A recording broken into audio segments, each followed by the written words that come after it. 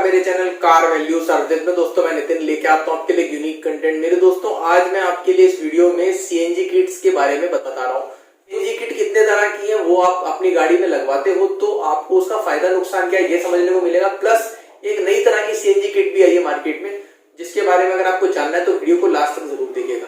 तो चलो दोस्तों बिना देरी करे शुरू करते हैं अपनी वीडियो।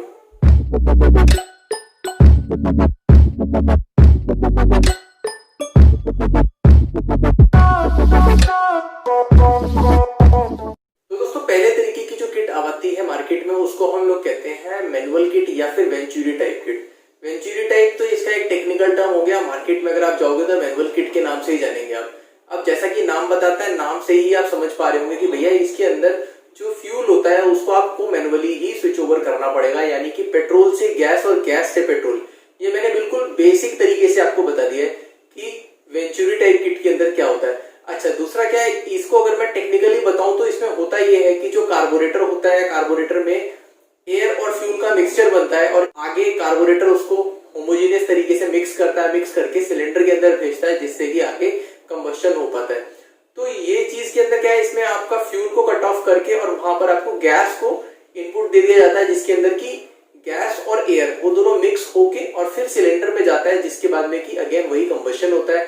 और इसके अंदर जो थ्रॉटल का नीडल वाल्व होता है या फिर बटरफ्लाई कहते हैं, उसी से ही गैस की इनपुट और आउटपुट कंट्रोल की जाती है। तो ये बिल्कुल नटशेल में और बिल्कुल बेसिक तरीके से मैंने बताया कि आपको कि भाई मैनुअल किट किस तरीके से काम करती है, जिसको कि हम वेंचुरी किट या मैनुअल किट कहते हैं।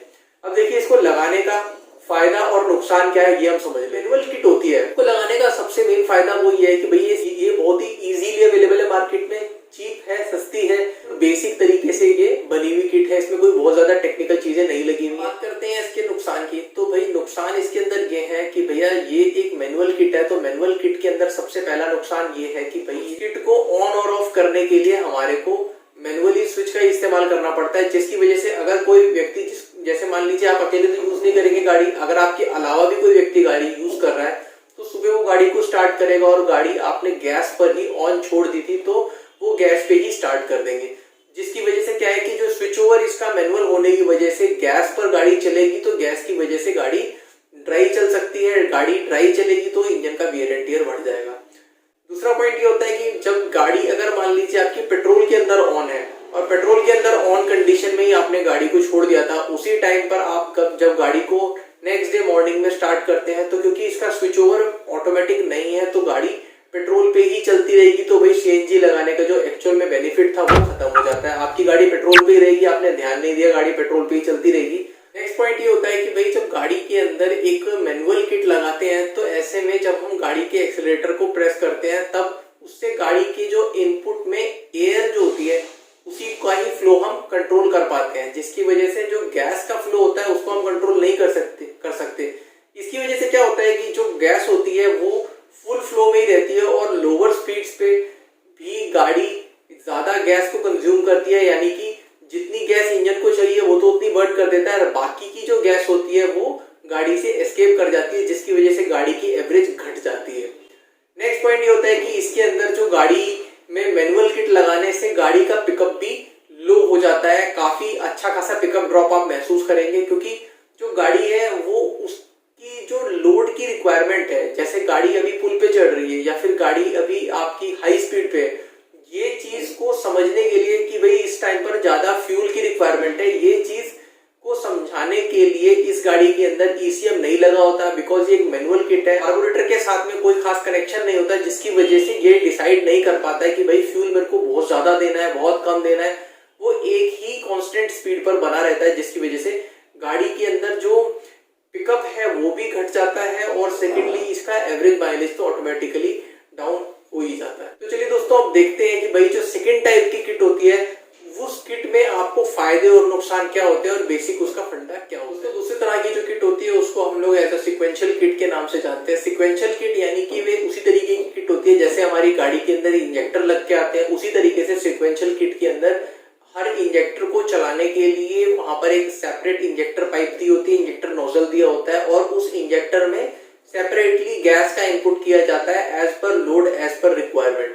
तो बेसिक जो इसका फंडा है वो यही है कि भाई सिक्वेंशियल किट के अंदर आपको सेपरेट इंजेक्टर्स मिल जाते हैं और जब जब इंजेक्टर को पेट्रोल पे खुलना चाहिए उसी टाइम पर जो इसके सेपरेट इंजेक्टर होते हैं तब वहां से गैस एंटर की जाती है, जिसकी वजह से फ्यूल जो होता है बहुत ही सही तरीके से फ्यूल बर्न होता है, होमोजीनियस तरीके से फ्यूल बर्न होता है, गैस की वेस्टेज भी नहीं होती है। कंट्रोल करने के लिए इसके अंदर एक सेपरेट ईसीएम दिया जाता है। तो इस सेपरेट जो ईसीएम होता है ये ईसीएम आपकी गाड़ी के ईसीएम के साथ मैच करके कोलैब करके काम करता है, जिसकी वजह से ये इतना सारा इसके अंदर करते हैं। इसके एडवांटेजेस की देखिए दोस्तों, ऑटोमेटिक किट है तो इसके अंदर फ्यूल का चेंज ओवर आपको नहीं करना पड़ता और इसके अंदर एक कूलेंट का पाइप होता है जो कि गाड़ी के रिड्यूसर में फिक्स रहता है, जिसकी वजह से क्या होता है जब गाड़ी का टेम्परेचर इंक्रीज होता है, जब गाड़ी का थर्मोस्टेट वाल्व ओपन होता है और गाड़ी का कूलेंट थर्मोस्टेट से होता हुआ रिड्यूसर में जाता है, तभी रिड्यूसर गैस को गाड़ी में एंटर करना शुरू करता है। जो इंजन होता है वो 1 से 1.5 मिनट तक लगभग चलता है और उसके बाद में ही इसके अंदर जो इलेक्ट्रिकल सिस्टम होता है वो तभी गैस को इनपुट करता है।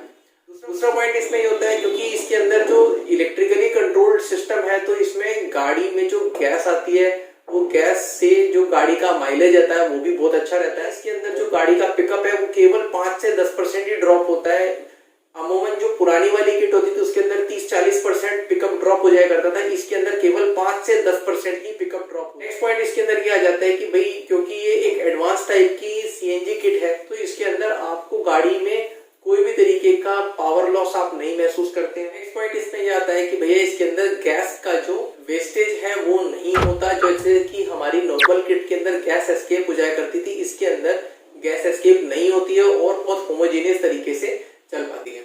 तो दोस्तों ये तो थे इसके एडवांटेजेस। अब इसके डिसएडवांटेजेस की बात करते हैं। डिसएडवांटेजेस इसके अंदर 2-3 ही है मेनली। तो पहला ये है कि भैया थोड़ा कॉम्प्लिकेटेड होती है, सेकेंडली ये थोड़ी कॉस्टली होती है नॉर्मल किट की मुकाबले, थर्डली इसके अंदर जो ईसीएम होता है उस ईसीएम को प्रॉपर तरीके से कैलिब्रेट करना बहुत जरूरी है। अगर ईसीएम गाड़ी के स्टॉक ईसीएम के साथ में सही कैलिब्रेट नहीं होगा तो गाड़ी में मिसिंग की, पिकअप लो की, इस तरह की समस्या खड़ी हो जाती है। तो देखिए दोस्तों ये मैंने आपको फर्क बता दिया नॉर्मल किट में और सिक्वेंशियल किट में। अब हम लोग समझते हैं कि भैया एक नई तरह की सीएनजी किट जिसको कि मैंने आपको बताया था वो किट मार्केट में आई है जो कि पिछले 6-7 महीने पहले ही रिलीज हुई है। ये जो किट आई है इसको हम लोग कहते हैं OBD2 सिक्वेंशियल किट और बेसिकली ये वही किट है जो कि OEM लगा के देते हैं। जैसे कि मारुति के अंदर आपने SCNG के नाम से सुना होगा। SCNG कुछ नहीं है, ये एक सिक्वेंशियल CNG ही है जिसके अंदर की OBD2 टाइप किट यूज की जाती है। अब OBD2 किट क्या है? OBD2 किट ये है कि भाई जो गाड़ियां 1996 के बाद में मैन्युफैक्चर की गई उनके अंदर OBD2 टाइप का एक पोर्ट लगा होता है। आपने देखा होगा डैशबोर्ड में, जैसा नीचे मैं दिखा रहा हूँ। OBD2 पोर्ट क्या करता है, ये आपकी गाड़ी के 8 सेंसर होते हैं, इन 8 सेंसर के साथ कनेक्टेड होता है, प्लस आपकी गाड़ी के ECM से होते हुए सिग्नल्स को ये डिस्प्ले करता है और PV चार्ट बनाता है, जिसके अंदर की गाड़ी इस चार्ट के अकॉर्डिंगली कैसा परफॉर्म कर रही है लोड कंडीशन में, एक्सेलरेशन में, हैवी रनिंग में, ये सारी चीजें उस टाइम पर मेंटेन की जाती हैं। तो दोस्तों OBD2 टाइप किट के अंदर बेसिक जो फंडा है वो यही है कि भैया इसके अंदर जो नया तरह का ECM लग के आ रहा है, ये ECM नॉर्मल ECM यानी कि पुरानी वाली सिक्वेंशियल किट से ज्यादा फास्टर ECM है। ये 1/10 फास्टर रिस्पॉन्ड करता है पुराने वाली ECM से, जिसकी वजह से जो पुराने ECM में और स्टॉक ECM के बीच में जो कम्युनिकेशन होता था वो कम्युनिकेशन स्लगिश ना हो पाए। इसकी वजह से ये वाला नया वाला जो ECM है ये इस CNG किट के अंदर लग के आ रहा है, ये बेटर रिस्पॉन्ड करता है हमारी CNG किट के साथ, जिससे कि गाड़ी का परफॉर्मेंस काफी बूस्ट हो जाता है। तो होप करता हूँ दोस्तों आपको CNG से रिलेटेड बहुत सारे सवाल जवाब आपको मिल गए होंगे। अगर इसके अलावा आपको कोई सवाल बचता हो तो आप नीचे कमेंट में लिख सकते हैं, मैं आपके सारे सवाल के जवाब जरूर देता हूँ। तो चलो दोस्तों मिलते हैं आपसे नेक्स्ट वीडियो में, बात करेंगे CNG